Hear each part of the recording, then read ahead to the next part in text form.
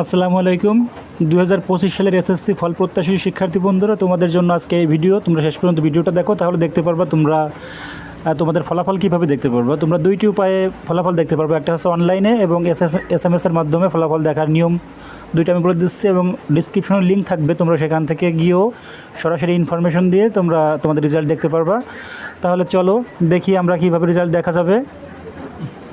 অনলাইনে রেজাল্ট দেখার জন্য তোমরা যাবা educationboardresults.gov.bd, এখানে গিয়ে তোমাদের রোল নাম্বার এবং রেজিস্ট্রেশন নাম্বার দিলে তোমরা রেজাল্ট দেখতে পারবা। আর 2 নম্বর ওয়েবসাইটটা হচ্ছে eboardresults.com enbr.app.home, এই যে এই লিঙ্কে গিয়ে তোমরাও দেখতে পারবা।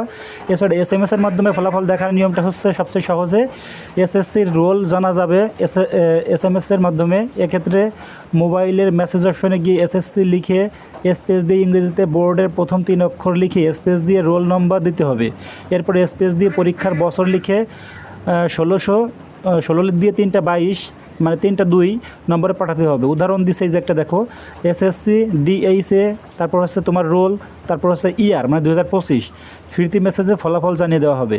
এদিকে মাদ্রাসা শিক্ষা বোর্ডের জন্য ফলাফল দেখার জন্য তোমরা কী করবা, দাখিল লিখে স্পেস দিয়ে MAD লিখে স্পেস দিয়ে রোল নম্বর ও সাল লিখে 16 দিয়ে 222তে নাম্বারে পাঠাতে হবে। উদাহরণ দিয়েছে যে দেখো একটা দাখিল MAD বড় হাতে দিতে হবে কিন্তু, তারপর হচ্ছে তোমার রোল নম্বর এবং তোমার সালটা দিলেই তোমার রেজাল্ট চলে আসবে, ঠিক আছে। আর পাঠাতে হবে তখন এখানে বলছে যে দেখো বোর্ডে থেকে ওয়েবসাইট প্রকাশ করেছে। তো আশা করছি বুঝতে পেরেছো।